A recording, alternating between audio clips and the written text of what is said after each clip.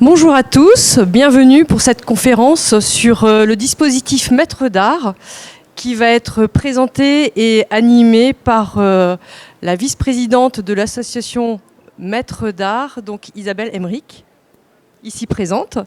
Nous allons commencer effectivement la présentation par la projection de 3 films et puis Isabelle présentera effectivement le dispositif et dans le troisième temps, vous pourrez poser des questions et c'est avec plaisir que je vous partagerai mon micro. Voilà, bienvenue. Bonne conférence. Merci, bonjour à tous. Donc en fait, l'association des maîtres d'art et de leurs élèves a depuis 3 années fait filmer les ateliers des maîtres et des élèves et pendant ces films, vous allez avoir la possibilité d'entrer dans les ateliers, de voir des maîtres, de voir des élèves au travail.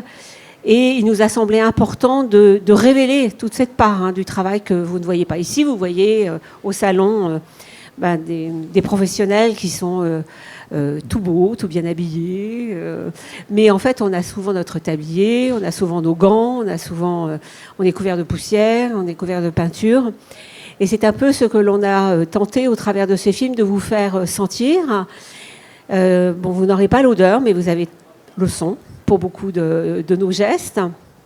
Et donc ce sont 3 films, alors que nous sommes en train de tourner la 4e saison, c'est-à-dire d'entamer le 20e tournage. Donc à cette occasion, j'ai choisi plusieurs films sur des matières essentiellement. Donc on va commencer par un film sur la plume avec une élève de maître d'art. Ensuite, vous allez avoir un film sur la laque, parce que moi je suis maître d'art, lacqueur pour la création contemporaine. Ensuite, vous allez avoir un film avec un métier que vous connaissez, donc pour la gravure, mais avec la spécialité de graveur de poinçons typographiques. Alors, c'est pas qu'un mystère, ça existe, c'est un vrai métier.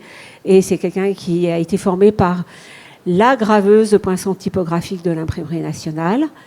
Après, je vous parlerai du dispositif, comme vient de le dire Madame.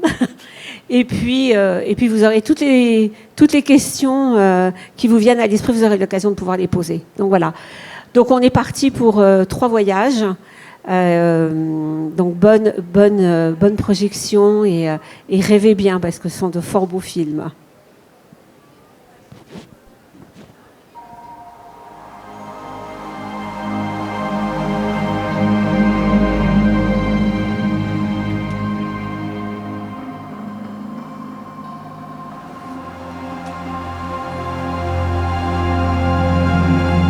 Il y a un temps de l'évolution de la matière, de croissance de la plume sur l'oiseau.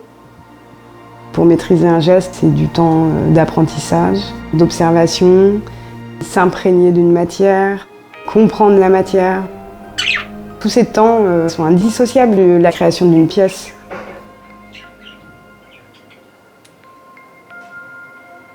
Je suis Émilie Moutard-Martin, je suis plumassière.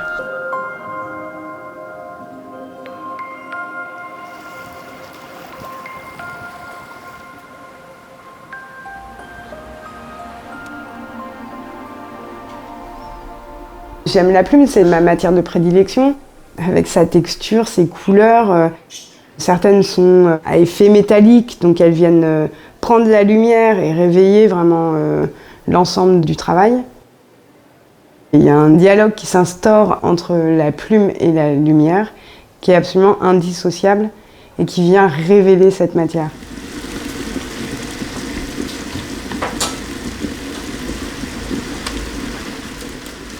J'ai une vraie révélation pour la matière plume, un réel attachement. Et le dispositif de transmission des savoir-faire maître d'art m'a permis de poursuivre mon parcours dans la découverte de la plume.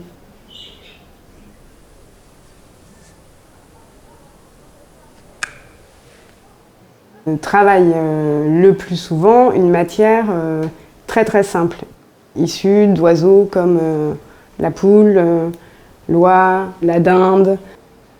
Une plume de pigeon sur un trottoir, quand on la regarde avec attention, on se rend compte qu'il y a de nuances de couleurs très subtiles, la forme est harmonieuse, c'est un trésor de la nature.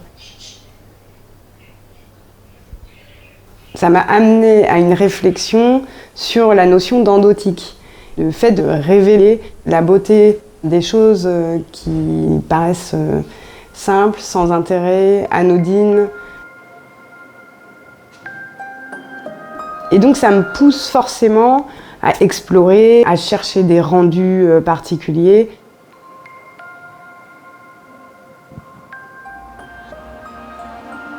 À mes yeux, la plume est plus précieuse que l'or. Et donc je trouvais intéressant d'utiliser l'or comme révélateur de la beauté de la plume.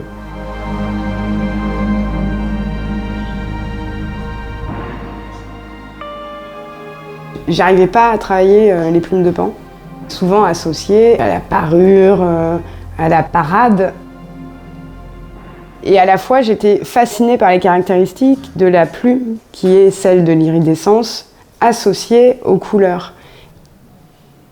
Et je transformais complètement cette plume pour créer une poudre de plume avec différents pigments que je vais mettre en œuvre comme j'utiliserais une palette de peinture. Ça ouvre le champ des possibles.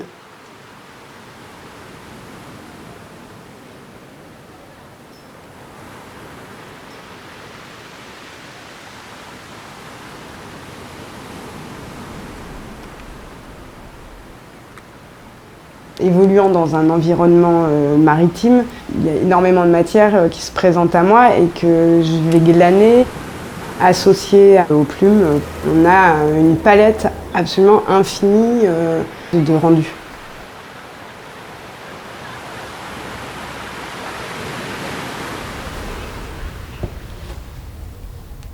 Mon temps à l'atelier, c'est aussi un temps de méditation qui permet de réfléchir à la pièce, aux pièces suivantes. C'est aussi un temps qui permet de laisser son esprit divaguer, voyager.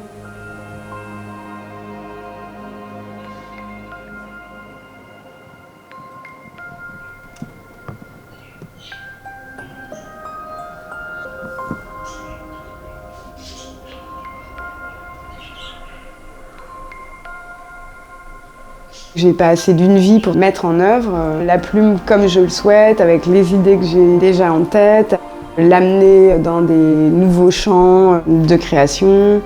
Je me projette bien dans la plume.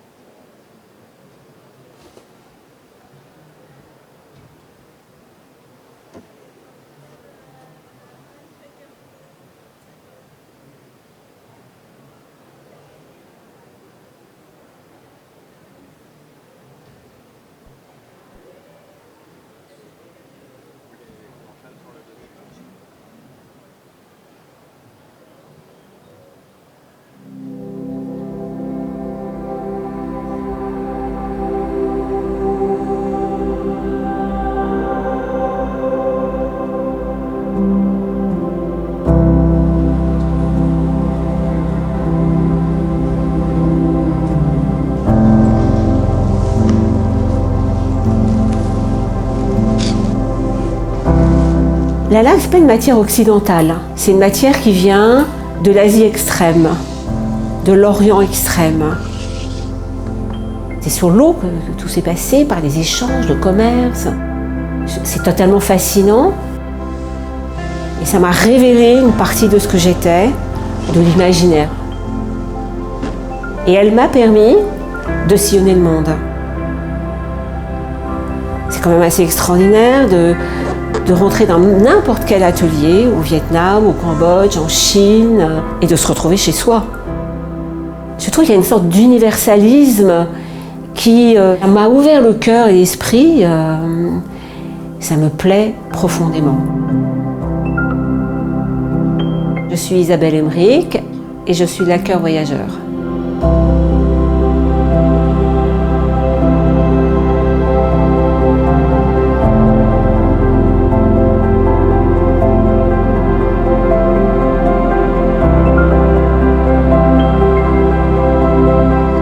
L'odeur d'un atelier de laque est très particulière, elle est complexe, ça sent le bois, la colle, tous les diluants, les essences. C'est très douceâtre, en même temps c'est très fort. J'avais 19 ans à l'école, j'ouvre l'atelier de laque en sortant de l'atelier d'art mural et je suis totalement saisie. La laque, qui est plurielle, sont des vernis, sont des gommes. Il y a des deltas liés à la singularité de cette matière. Je me suis spécialisée en laque européenne parce que c'est un médium de couleur et que j'aime la couleur.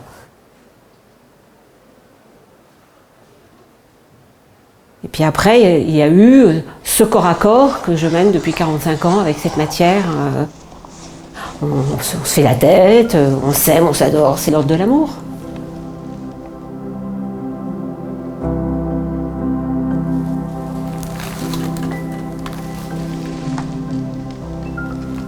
L'allié de la laque, c'est le temps. On met une couche et puis il faut avoir la patience d'attendre qu'elle sèche. La vie est pleine de réajustements, et c'est parce que la laque impose ça.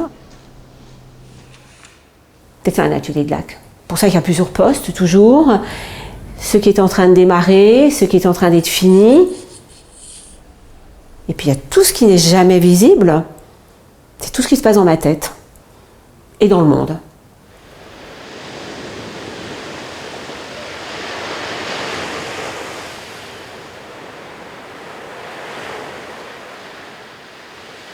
Chaque voyage, je fais donc ces dessins, les aquarelles, les prises de notes colorées. Il fige, il prolonge des paysages, des odeurs, des sourires, et il donne une forme de laque. C'est dans ma besace, et c'est à l'atelier que ça va se faire. Il y a des choses qui résonnent. Ça, c'est comme des harmoniques en fait. On fait sonner un son, je fais sonner une couleur, je fais sonner un geste.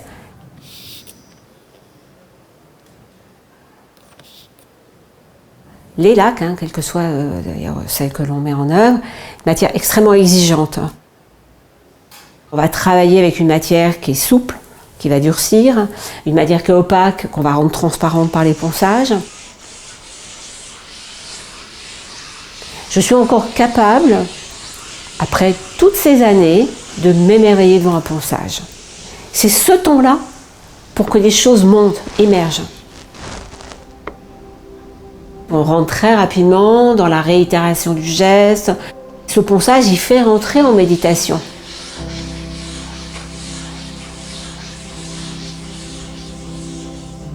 Il émerge du chaos une œuvre sublime. Et je crois que ça me plaît beaucoup aussi.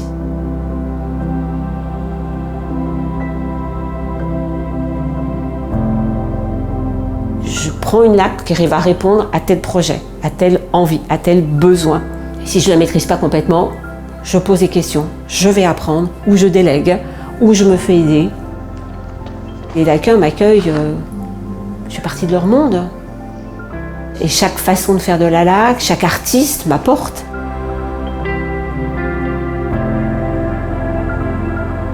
Moi, mon chemin, il en est confectionné, de bourdes, d'erreurs, de non-respect peut-être d'un protocole qui est très cadré. Si c'est champ du possible de son pouvoir, si tout est cadenassé par la technique, où est le créateur?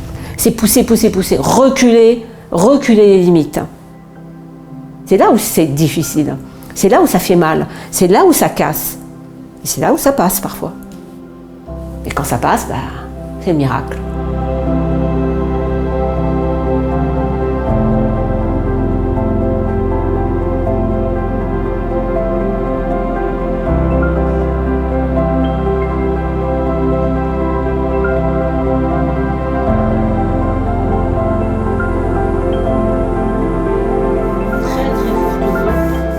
Une transmission, c'est pas un savoir pontifiant qui est donné à quelqu'un et dont le cœur ne sera pas ouvert.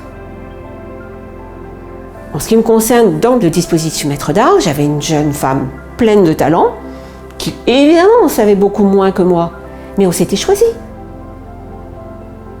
Et moi, j'ai beaucoup appris avec Marie Laroussière. Elle n'avait pas le même sens de la couleur, elle n'avait pas le même geste, elle n'avait pas le même rythme, elle était différente. Un pédagogue, il doit donner confiance à l'autre. Après, avec ce que je t'ai transmis et tout ce que tu vas avoir appris ailleurs, tu vas aller trouver l'endroit où tu vas être bien, où tu vas pouvoir créer ta propre histoire.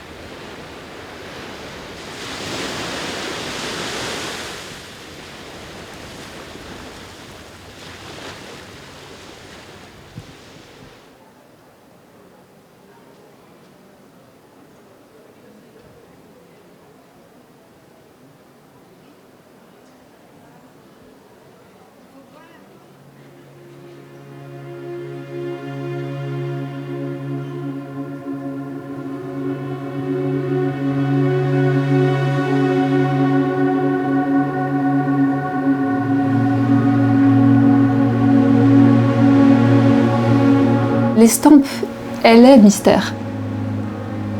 Quand on a une estampe dans les mains, il n'y a qu'une partie d'elle qui est là. On n'a pas la matrice gravée. Ça, c'est quelque chose qui est assez magique. Il y a aussi quelque chose qui se rattache au temps, à l'histoire, tout ce qui nous échappe en fait. Il y a quelque chose de secret, de réservé un peu qui m'appelle moi en fait. C'est ça ce qui me parle quoi.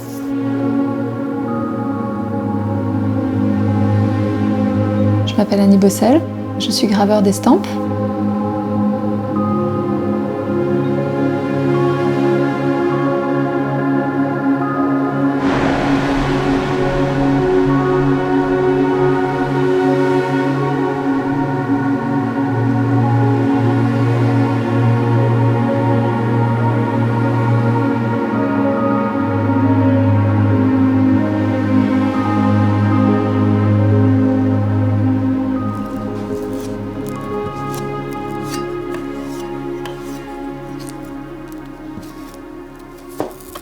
Ce qui m'a troublée au départ, quand j'ai eu une estampe dans les mains, c'était ces effets de noir, ce travail au trait, enfin, quelque chose de très puissant.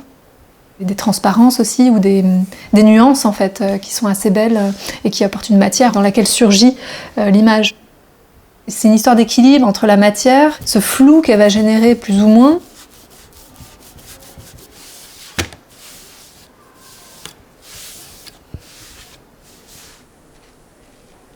la gravure à l'eau forte, par la réalisation d'états successifs, c'est vraiment une montée dans les noirs. D'approcher progressivement la forme et de la faire surgir.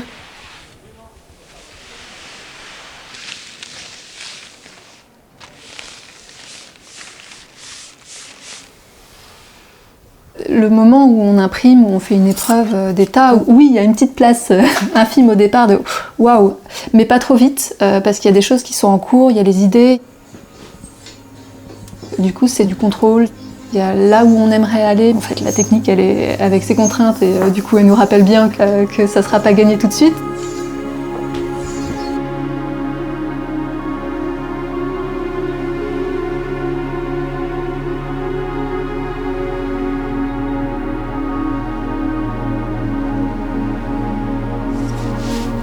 On va mettre du blanc pour la prochaine. Elle est un peu trop bleue.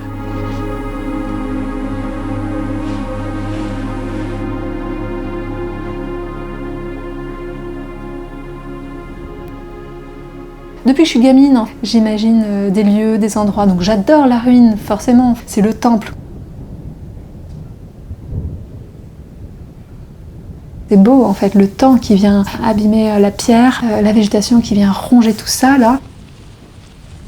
Ce qui me plaît là-dedans, c'est juste la possibilité d'un autre monde en fait. Y aller, ce serait rompre le rêve. Gardons-nous ces zones-là, en fait. Gardons-les et gardons-les intactes.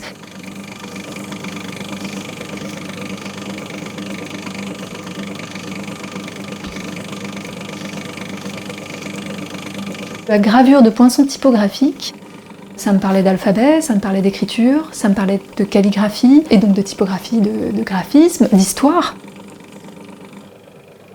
Une fois qu'on commence à mettre le nez dedans, il y a quelque chose qui vous prend et ça vous lâche plus. Nelly Gable, qui travaillait au cabinet des poinçons de l'Imprimerie nationale, cherchait en fait à transmettre son savoir-faire. Et donc on a démarré la transmission dans le cadre du dispositif Maître d'art et élèves. Alors l'acier, il y a tout un cérémonial parce que c'est quand même un matériau assez dur et puis d'autant plus on va vouloir dégager une lettre de ce bloc d'acier. On va approcher la chose tranquillement. Petit à petit, plus ça va avancer, plus on va rentrer dans des choses fines. Donc on a peu droit à l'erreur, la lettre doit être parfaite, sinon on rompt l'harmonie d'un texte. Donc il y a un peu cette exigence poussée au maximum.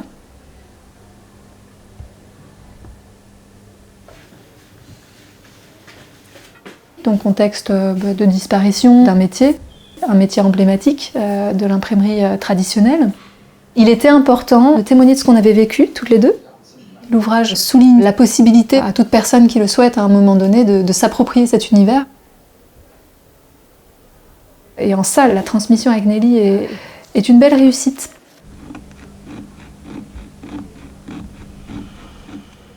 À un moment donné, les idées, elles sont là, elles font légion, il n'y a pas de problème. Si on veut que ça devienne intéressant, on est obligé de passer ce cap de connaissance du métal, du papier, du travail à l'acide.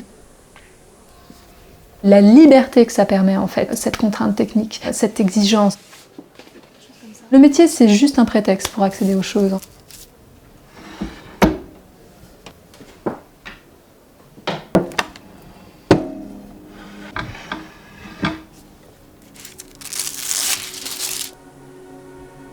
Dans ma façon de travailler, c'est vrai que j'ai besoin de raconter quelque chose. C'est pas juste un éléphant, c'est pas juste une créature des abysses. Et donc pour les fossiles, ils nous parlent carrément.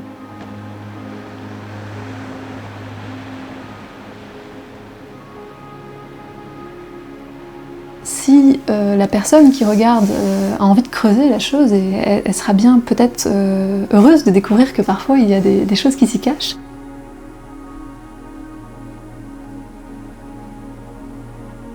Plus j'avance, plus je ralentis, plus je prends le temps, plus j'accepte de revenir sur quelque chose, de redessiner quelque chose, de passer énormément de temps dessus. Je pense à Portulan, c'est mon diplôme de gravure. Aujourd'hui, avec le bagage que j'ai, je redessine le projet, j'ai envie de le regraver parce que je vois bien qu'il y a quelque chose à faire avec ça. Je considère que ce ne sont que des recherches, donc du coup j'avance, je teste des choses. Ce sera jamais acquis en fait, donc ce sera toujours et la prochaine, qu'est-ce que ça va donner?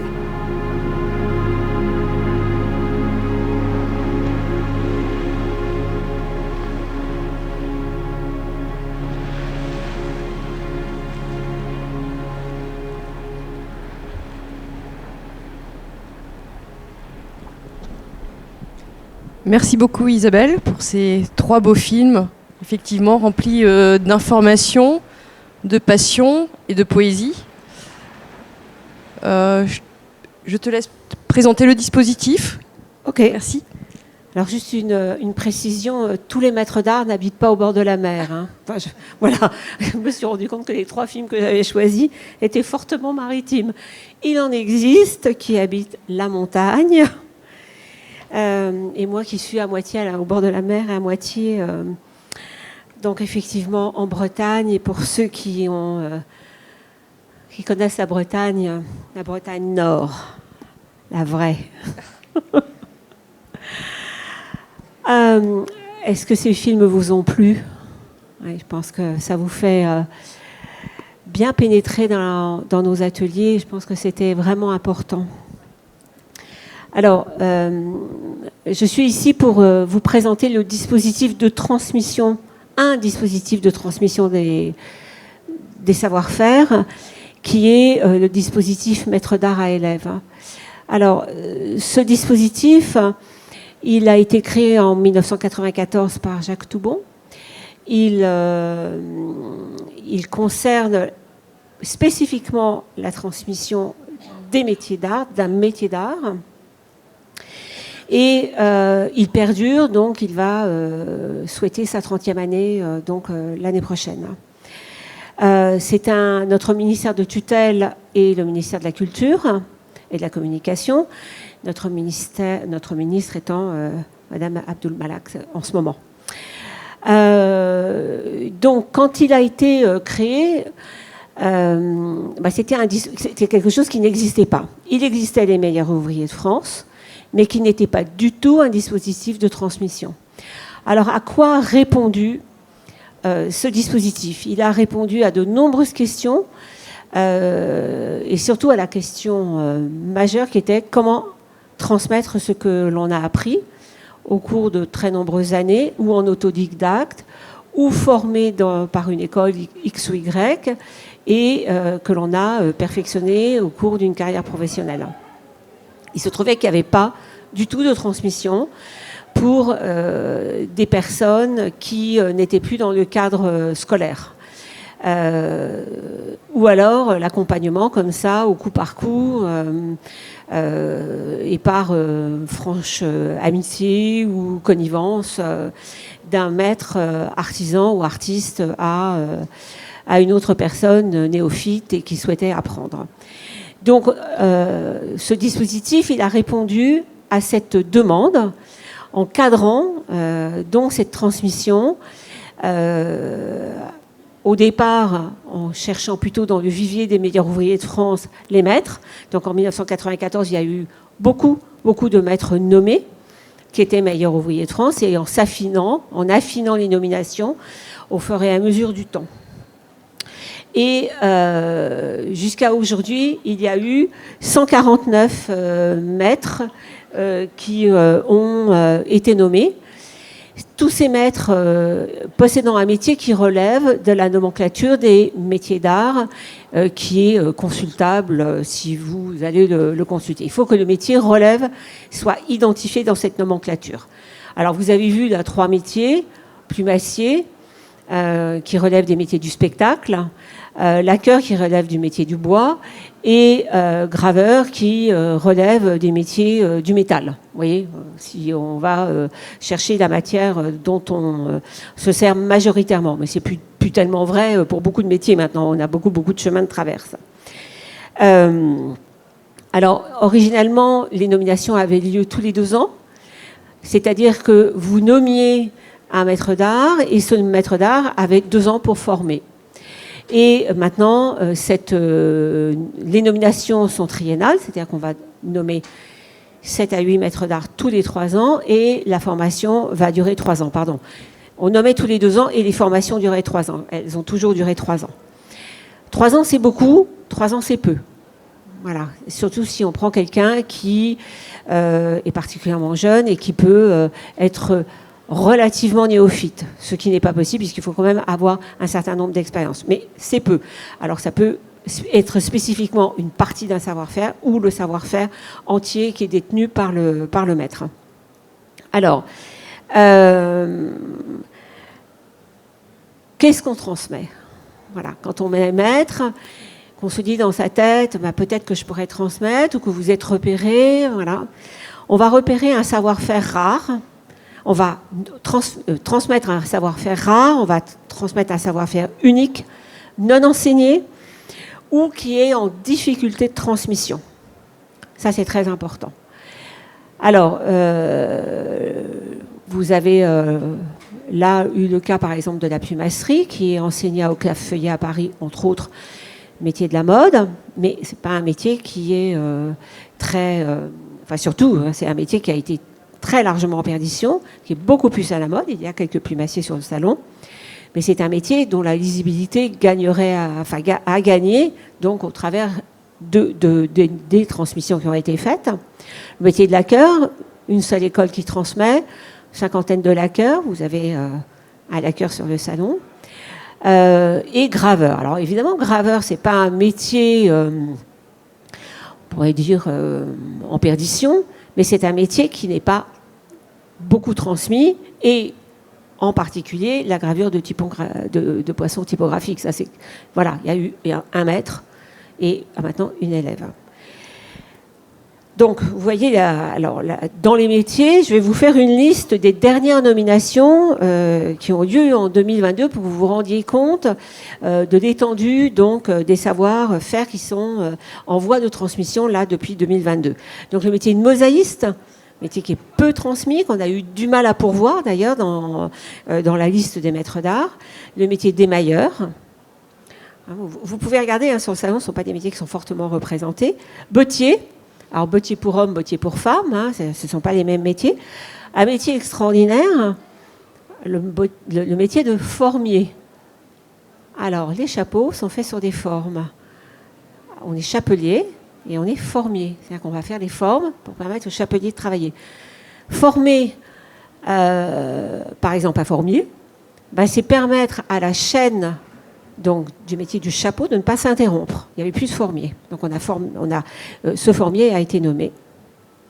La peinture décorative dans toute sa panoplie, donc pas un métier en perte de vitesse, mais c'est un métier qui dans sa pluralité n'était pas représenté. Imprimeur en taille douce, avec une spécificité qui n'est pas du tout celle que vous avez vue. Et puis charpentier menuisier, avec une particularité de travailler le bois vert. Voilà, donc vous voyez, un métier qui n'est pas en perte de vitesse, charpentier, mais avec une spécialité qui va donner à cette nomination toute sa spécificité et toute sa légitimité. On peut être nommé pour autre chose que son savoir-faire. Alors, je peux dire autre chose et ou autre chose. Vous voyez, ça va rester en complément. On peut, par exemple, nommer un maître au titre de sa reprise d'entreprise. C'est-à-dire que vous savez, on en parle maintenant, c'est quand même des choses qui émergent, mais depuis 1994, il y a eu quand même beaucoup de travail de fait. Mais une entreprise de métier d'art, c'est une entreprise difficile à transmettre. Si vous n'avez pas un enfant ou des enfants qui la reprennent, extrêmement compliqué de trouver un repreneur. Pour toutes les raisons que vous pouvez imaginer, parfois, des entreprises qui détiennent des savoirs rares et uniques ne vont pas trouver repreneur.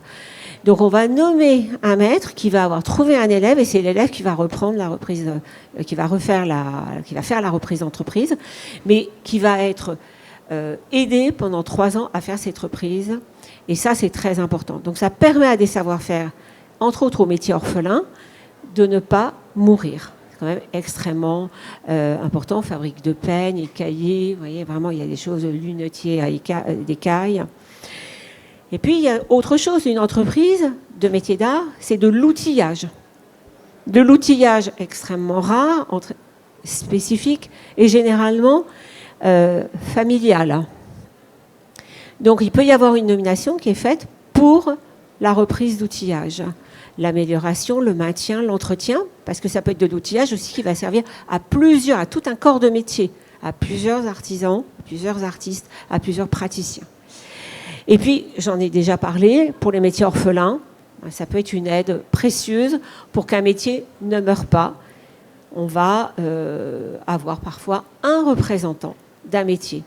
Bien sûr, on peut se poser la question de la légitimité. Si ce métier est tout seul, est-ce qu'il y a un marché? Est-ce que cela vaut la peine?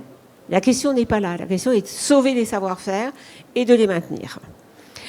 Alors, comme je vous ai dit, aujourd'hui, nous sommes 149. La dernière nomination a eu lieu en 2022. La prochaine aura lieu en 2025.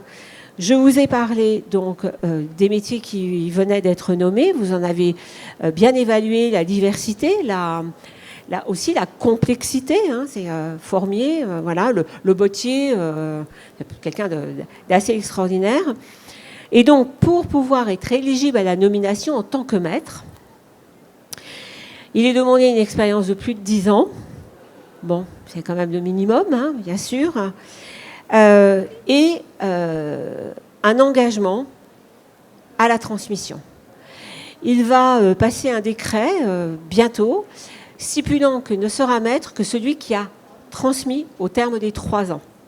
Avant, on était nommé, mais maintenant, on ne sera nommé, c'est-à-dire qu'on ne sera éligible et on ne pourra avoir que le petit insigne qu'au bout des 3 ans. C'est-à-dire qu'on s'engage auprès d'un élève, et c'est au terme de cette transmission, pendant les 3 ans, au terme de cette transmission qu'on va être nommé maître.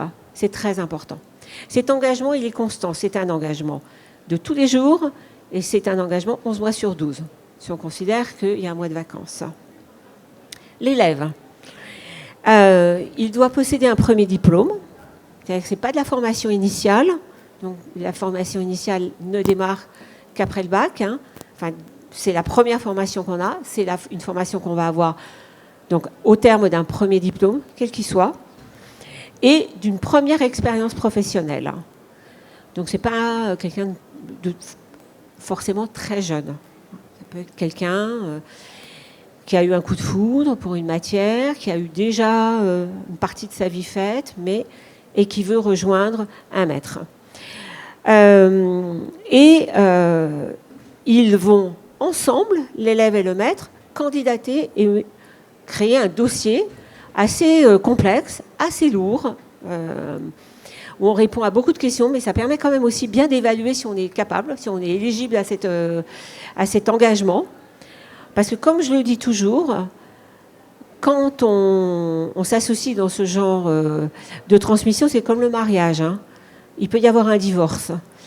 Donc c'est bien d'avoir un contrat, et que son contrat, il soit écrit, et qu'on respecte le contrat. On ne respecte pas le contrat de la part du maître, on ne respecte pas le contrat de la part d'élève, il peut être rompu, mais la transmission s'arrête. La première cause de rupture de contrat, c'est que le maître ne transmette pas, ou que l'élève cesse de vouloir être formé. Voilà, ça peut arriver. Ce sont des humains, bien sûr. Et dans ce dossier, parce que là, je sais qu'il y en a plusieurs qui vont m'interroger, dans ce dossier, il faut que le programme de transmission soit détaillé. C'est-à-dire que c'est vraiment un programme pour 3 ans. Alors, c'est assez compliqué de se projeter sur 3 ans, mais comme c'est compliqué, ça permet quand même déjà d'évaluer la difficulté. Et on va évaluer la candidature vraiment à la lecture de ce dossier. Et ce dossier, il doit faire la preuve que vous êtes déjà dans cette projection, déjà dans cette idée de transmission. Donc ce programme, il doit justifier que cette formation dure 3 ans.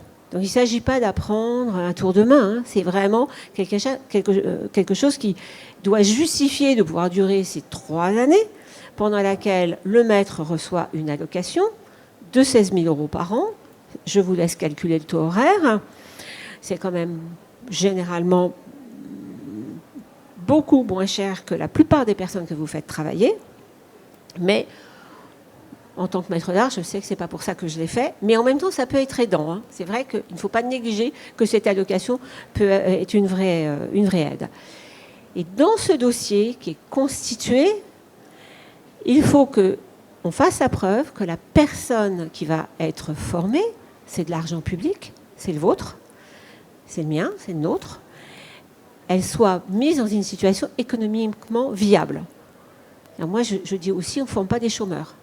On forme des personnes qui ont suffisamment de talent, ça c'est notre travail de l'avoir repéré, suffisamment d'endurance pour pouvoir tenir les 3 ans, et suffisamment de pugnacité pour que ils en fassent leur vie.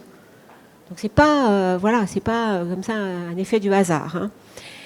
Et il faut que cette formation et cette transmission, elle soit viable des deux côtés. C'est-à-dire qu'il faut que ça soit pénible ni pour l'un ni pour l'autre. Donc il faut trouver des solutions stratégiques économiques pour l'élève. Il ne s'agit pas que l'élève, lui, n'ait pas de moyens financiers pour vivre. On sait que pour être ouvert à une transmission, c'est ce que je dis dans le film, il ne faut pas qu'on ait de problèmes économiques insurmontables. Donc il faut trouver des solutions pour cet élève. Ou le salarié, il y a des solutions et elles sont envisageables et discutées.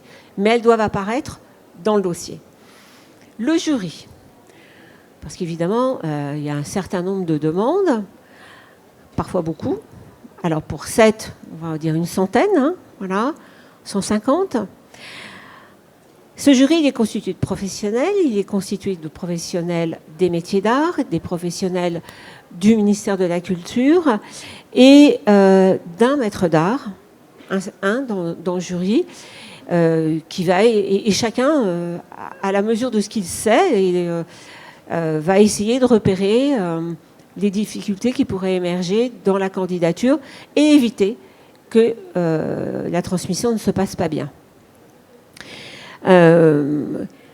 Pendant la transmission, l'INMA, l'Institut national des métiers d'art, est l'opérateur du ministère de la Culture auprès des maîtres d'art et va accompagner le maître et l'élève. Alors l'accompagnement, il est divers, il est au cas par cas, mais dans l'ensemble, de quoi a besoin un maître, de quoi a besoin un élève. Bon, généralement, le maître, il a besoin d'être soutenu informatiquement, pas forcément là où on est les meilleurs, surtout si le maître n'est plus tout jeune. L'outil informatique n'est pas dans son ADN, beaucoup plus dans l'élève. D'ailleurs, ça peut être parfois l'élève qui va aider le maître dans ces cas-là. Les langues étrangères, un accompagnement économique, un accompagnement juridique. Et puis aussi sur des accompagnements spécifiques sous forme de formation que l'INMA va proposer à la paire, donc de maître et élève. Donc ça peut être vraiment extrêmement divers et ça peut permettre surtout à une entreprise de s'ouvrir à d'autres corps de métier, à d'autres savoir-faire et à d'autres tours de main. Pour enrichir et accomplir vraiment l'élève et compléter ses connaissances. Ça, c'est très important. Et ça, ce sont des choses qui sont faites dans le cadre de la transmission pendant les 3 ans. Au terme des 3 ans, le maître est maître. L'élève peut rester dans l'entreprise. Beaucoup restent parce qu'ils sont salariés, parce que quelqu'un qu'on a formé, qu'on a choisi, enfin qu'on a repéré, qu'on a choisi, avec lequel on a cheminé, une personne avec laquelle on a cheminé pendant 3 ans, on la voit partir avec le cœur serré généralement. Mais elle part. Elle n'est pas destinée à rester forcément dans l'entreprise. Mais elle peut aussi rester. Ça, c'est vraiment une opportunité pour l'élève de continuer à travailler dans un statut différent. Alors, ce qu'on peut dire aussi, c'est que pendant la formation, le maître, parce qu'il a une allocation, il donne un temps spécifique à l'élève. C'est parce qu'il n'est pas salarié, l'élève. Il est formé. Donc, au titre de ce statut d'élève, le maître lui doit, c'est une obligation, du temps, de l'attention, du projet. C'est très différent. Et c'est quand même le seul dispositif qui permette ça. Enfin, je voudrais apporter une précision, parce que je l'entends souvent dire, oui, mais les maîtres d'art, c'est comme les trésors nationaux vivants. Pas du tout. C'est pas non plus comme n'importe quel autre statut. Un maître qui est nommé, il doit transmettre. S'il ne transmet pas, il n'est pas maître. Ce qui n'est pas le cas d'un trésor national vivant au Japon, dont c'est inspiré, hein, bien sûr. Quelqu'un qui a du savoir forme quelqu'un qui en a moins, ou pas. Enfin, qui en a moins. C'est pas du tout le cas. En Asie, enfin, au Japon, on n'est pas obligé de transmettre. Le maître, le trésor national, il ne transmet pas. Le maître, il transmet. Cette obligation détermine un état d'esprit chez le maître qui est très différent. On donne, hein, on donne beaucoup, on donne de soi. Voilà. Alors, pour parler de mon expérience, mon élève n'est pas là, mais j'ai formé, moi, Marie de la Roussière, que vous voyez dans le film. J'ai formé pendant 4 ans. Nous, on a eu droit à une année supplémentaire parce que mon élève a une très grosse commande qu'elle a réalisée dans mon atelier pendant sa formation. Donc, on a arrêté la formation. Elle a travaillé sous ma houlette, mais elle a fait cette commande pendant 1 an et on a repris la formation. Et donc, Marie de la Roussière est un laqueur, c'est un laqueur professionnel. Et comme j'étais aussi professeure à l'École des Arts appliqués de Paris, je lui ai aussi transmis mon poste. Et c'est elle qui, maintenant, est à l'École des Arts appliqués et pilote le cursus. Bon, moi, je lui ai tout transmis, hein, de A jusqu'à Z. J'en suis très fière. Mais comme je le dis, dans ce mariage, on apprend autant de son élève que l'élève apprend de nous. Et c'est dans ce dans cet état d'esprit que la formation fonctionne. Et surtout qu'elle fonctionne bien. Et qu'elle fonctionne longtemps. Parce que moi, je continue toujours à émettre un avis quand elle me le demande sur le travail ou les recherches de mon élève. Parce qu'il y a quelque chose qui s'appelle la confiance que j'ai gagnée auprès d'elle et puis qu'elle a gagné auprès de moi. Voilà. Et c'est quelque chose de transmettre dans ce cadre-là qui, je dis, donne une certaine... alors, c'est pas un mot très français, mais je pense que vous allez le comprendre. Complétude chez le maître. Je pense que quand on a réussi ça, on peut partir tranquille parce que si on part sans transmettre, on part comme un voleur. Donc moi, j'ai essayé de voler le moins possible. Voilà. Alors voilà, je pense qu'il y a des questions. Donc si vous avez envie, c'est à vous. Je vais essayer d'y répondre. Voilà. Ah, moi, j'ai tout dit. J'arrive. Bonjour Isabelle, on se connaît. Oui, bonjour. Et je voudrais savoir, parce qu'on est entreprise du patrimoine vivant, donc PV, et j'ai mon fils qui travaille avec moi depuis 18 ans, et on aimerait faire le dispositif. Est-ce que c'est possible? Alors, le fait que tu sois EPV ou pas, ça n'a aucune importance. Aucune importance. C'est pas parce qu'on est EPV qu'on est plus éligible. D'accord. Ça n'a pas d'importance. C'est favorisant. Peut-être, je ne sais pas, parce que moi, quand j'ai été nommée, les EPV venaient juste d'être inventés par Renaud Dutreil. Parce que, disons, il a un savoir, il a 18 ans d'expérience. Est-ce que c'est encore possible de le faire?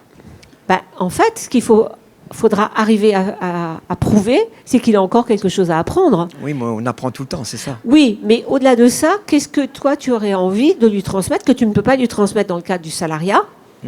Mais qu'est-ce que tu voudrais lui transmettre qui t'oblige, toi, à dégager du temps, des recherches, de l'outillage, un savoir-faire que toi-même tu peux perfectionner et qui nécessite une formation de 3 ans. Bon, ça, on a. Ça, voilà. Bon. Donc, c'est ça qu'il faut prouver. Et qui nécessite donc la mise en place du dispositif. Et puis après, peut-être que ton fils va reprendre l'entreprise. Ouais, c'est en train de se faire. Donc, voilà, donc ça, c'est un élément favorisant, bien sûr. La reprise d'entreprise, c'est très important pour que ton savoir, qu'il va falloir donc bien mettre en exergue et prouver la spécificité, il peut être régional, il peut être propre à toi, vraiment, parce que c'est des choses que tu as inventées, que tu veux transmettre et que tu vas transmettre dans le cadre de ton entreprise. Et là, le dispositif justifie, ta candidature est justifiée par cette volonté de reprendre. D'accord. Il faut d'abord faire un dossier maître d'art ou c'est les deux en même temps, alors, comme tu disais avant? Il faut faire le dossier qui est téléchargeable. Ouais. Voilà. Après, moi, je peux aussi t'aider à le faire. Il y a beaucoup d'entraide entre maîtres d'art. Parfois, on n'y arrive pas la première fois. Donc là, il faut attendre 3 ans. C'est vrai que c'est long. Mais il faut aussi rencontrer des personnes de l'INMA. En fait, ce qui est très important, c'est de ne pas rater la nomination. C'est de nommer des personnes qui sont... qui vont aller jusqu'au bout, qui apportent 149, on est très très peu en France. Donc l'idée c'est, si tu n'es pas éligible, quasiment de le déceler tout de suite. Et si tu es éligible, c'est de t'aider à faire le dossier pour qu'il passe. C'est ça l'idée. Oui, voilà. C'est bon. Merci. Voilà.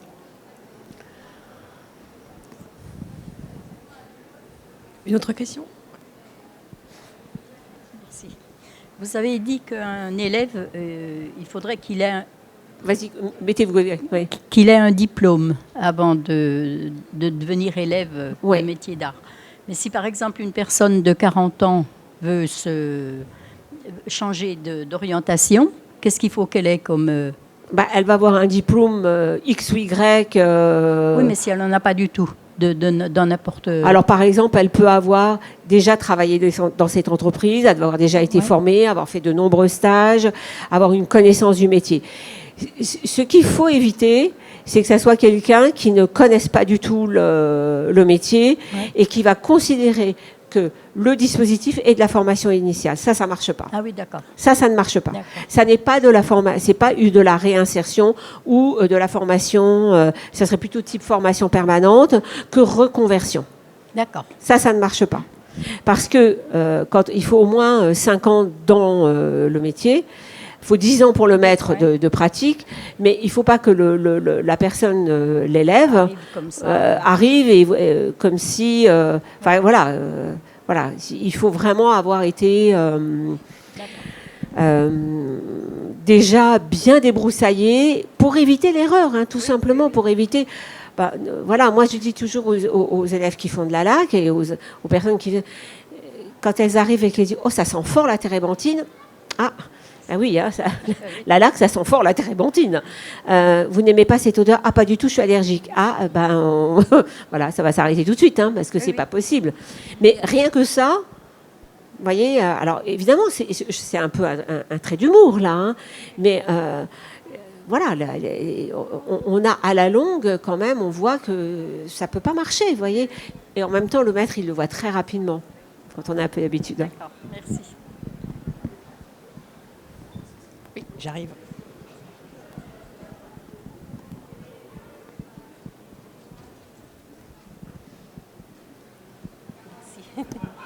Moi, j'ai juste une question. Le maître, il peut avoir plusieurs élèves dans sa vie d'artiste ou dans sa vie de maître? Oui. Alors, c'est assez difficile d'en avoir plusieurs. Je crois qu'il y en a eu un ou deux. Mais 3 ans, c'est déjà long, c'est très gourmand en énergie, parce qu'il faut imaginer qu'on est à la vie de l'entreprise, on travaille pendant 8, 9 heures, 10 heures dans l'entreprise, et après on doit dégager du temps pour l'élève. Ce n'est pas l'élève est dans l'entreprise, mais les projets de l'élève, l'avenir de l'élève, il ne se dessine pas sur les heures de l'atelier, on n'a pas le temps. C'est pour ça qu'on perçoit une allocation. C'est pour ça. Donc vous imaginez, les journées se rallongent. Alors, moi, je dis souvent que la veille de l'arrivée de Marie de la Roussière, j'ai pas dormi de la nuit parce que moi, je travaillais seule et je me disais, oh là là, mais il va y avoir quelqu'un dans mon atelier. J'ai trouvé ça, mais horrible. Je me dis, je vais jamais y arriver. Ça s'est fait très bien. Et quand elle est partie le premier jour, je tournais comme un chat qui avait perdu ses petits. Je dis, mais où elle est? Voilà. Voilà, c'est vraiment, on forme un duo. Un couple avec les règles qu'on a établies, qui sont propres à l'atelier, propres au métier. Donc, c'est pas si facile. En tout cas, moi, j'avais, je pense, bien réussi ma première formation. J'ai pas eu envie de refaire une deuxième, parce qu'on est dans la comparaison. Bon, puis j'avais d'autres projets. Donc, voilà. C'est assez peu fréquent qu'on puisse avoir 2 élèves. Encore une question ou... Sinon, j'en aurais une, c'est comment se concrétise la fin de la formation pour l'élève? Est-ce qu'il a une pièce artistique à créer? Est-ce qu'il a non, il y a un diplôme. Il a un diplôme parce que l'évaluation ayant lieu sur 3 ans, avec des prérequis qui sont par exemple annoncés en début d'année. En 1 an, il faut qu'il ait acquis ça. Donc le maître va évaluer et ça va être vérifié. Est-ce qu'il est capable de faire ça? Est-ce qu'il est capable de mener telle tâche? Est-ce qu'il est capable de mener tel projet? Est-ce qu'il est capable de monter en synergie avec un autre métier tel projet? Donc ça, ce sont les 3 années qui montrent donc l'évolution et la somme d'acquis. Et à la fin des 3 ans, il a un diplôme qui est donné par l'INMA, qui est une certification de compétences. Bon. Dans nos métiers, 149 ont été formés. Vous imaginez bien que quelqu'un qui est formé par un tel, ça vaut tous les diplômes.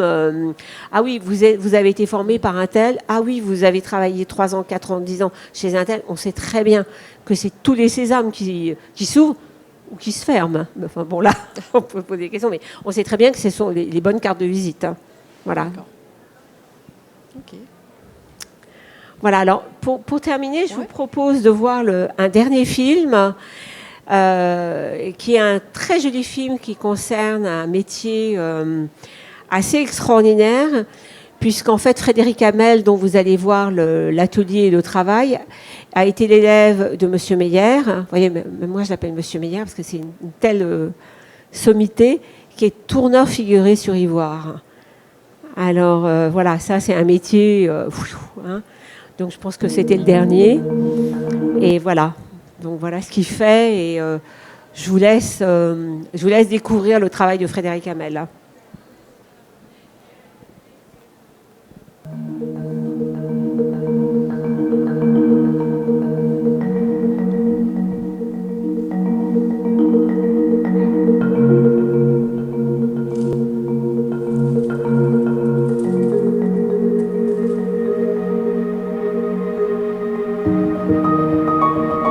que j'aime dans le bois, c'est les couleurs, les textures. Il n'y a pas un bois pareil, il n'y a pas un grain pareil. Toutes les essences, toutes les couleurs. Mais on n'a jamais les mêmes matériaux, la même matière. Quand je suis à l'atelier, on voit l'outil qui travaille, la forme qui se dégage. Et là, c'est satisfaisant de voir une pièce se transformer. Vraiment, le bois, c'est ma passion. C'est ce que je préfère travailler le plus, quoi.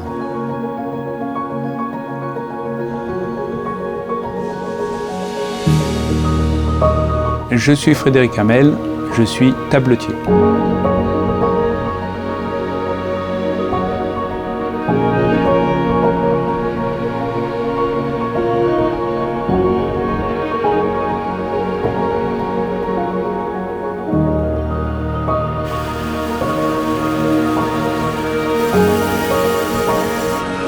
Après la troisième, je suis rentré à l'école Boulle et c'est là que j'ai commencé à faire l'ébénisterie.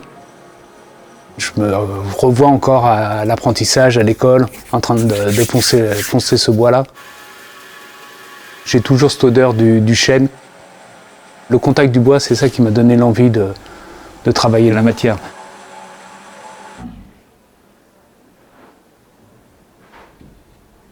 Après l'école Boulle, j'ai rencontré M. Meyer, qui cherchait une personne pour venir travailler avec lui.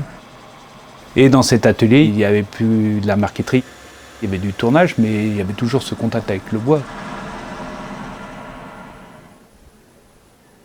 À l'atelier, quand l'objet prend forme, surtout sur le tour, je suis en train de le travailler, on voit vraiment la forme se dégager, on a le résultat tout de suite, quoi.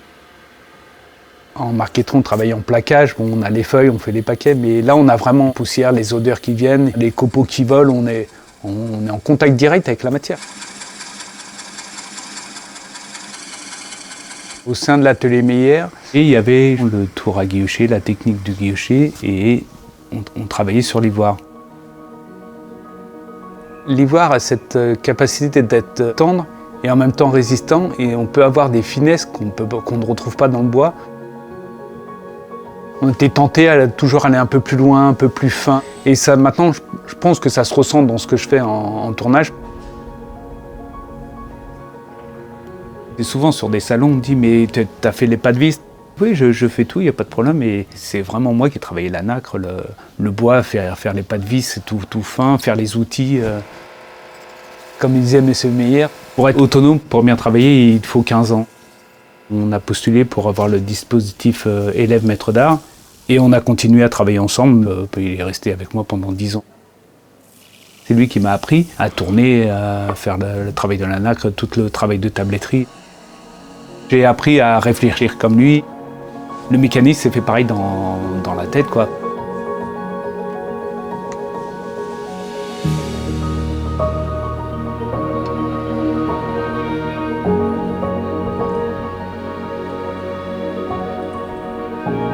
Quand l'ivoire était interdit, je ne pouvais pas arrêter. Je me suis dit, c'est pas possible, on ne peut pas arrêter ce savoir-faire. Déjà, rien que la machine, c'est magnifique.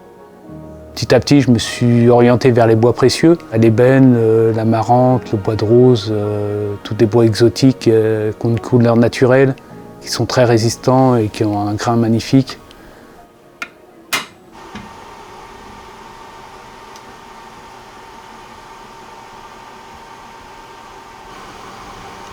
Quand je vois une forme, je suis obligé de commencer par fabriquer ma came.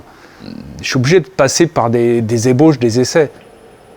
Avec une seule came et plusieurs touches, on peut avoir plusieurs motifs et ça ramène plus de possibilités.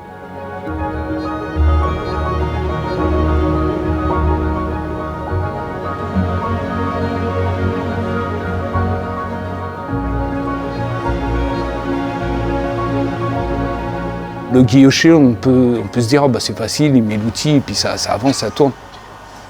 Il faut être concentré, on ne peut pas aller vite. Il y a un homme derrière, il y a mes mains, et c'est moi qui vais rentrer dans la matière.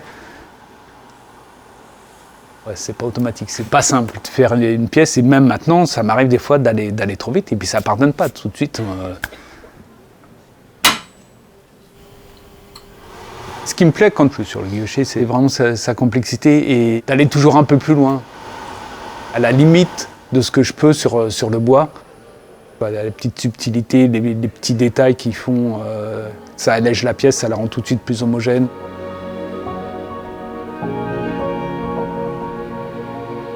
Je fais ces créations en ajoutant d'autres matières pour donner de la couleur, un peu d'éclat.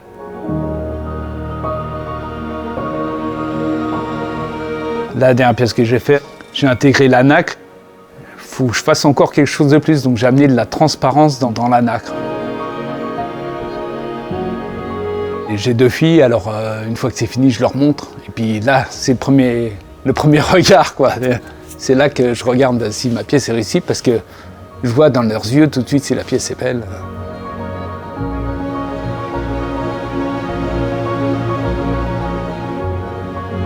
J'aimerais faire des pièces un peu plus grosses ou ramener d'autres matières encore dessus. Toujours surprendre, faire plaisir aux gens. Quand ils ont la pièce, j'aime bien voir leur regard, leur émerveillement. Ça serait bien d'associer d'autres ateliers au sein de ces pièces. La ciselure sur des pièces en mettant des petits éléments en bronze, de la laque, du guilloché, après un peu de guilloché, un peu de nacre. Après, on peut faire des petites touches comme ça. Oui, on peut aller loin après. Ouais.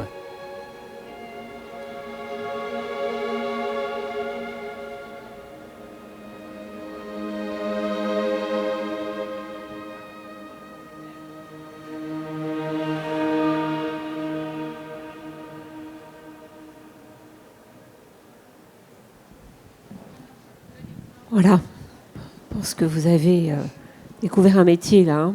Tabletier, c'était aussi les tabletiers qui faisaient les brins des éventails. Vous voyez, c'est ce métier-là, tabletier. Donc c'est pour ça qu'il travaille aussi la nacre, parce que ça fait partie de son métier. Le métier de tabletier, c'était Méru, hein, c'est-à-dire que les coquillages arrivaient au Havre, passaient dans l'Oise, et tous les tabletiers étaient à Méru. Voilà. Et puis après, ça a été travaillé au Faubourg. Voilà. Donc, voilà, si vous avez d'autres questions, je peux vous répondre. Il y a d'autres films, ils sont projetés, il y en a 19. Ils sont projetés pendant le salon à des heures. Regardez le programme. Et ils sont tous aussi beaux que les 4 que vous avez vus, avec des métiers différents. Voilà, la paille, le métal. Beaucoup d'autres. Voilà. Merci. Merci beaucoup Isabelle. Merci.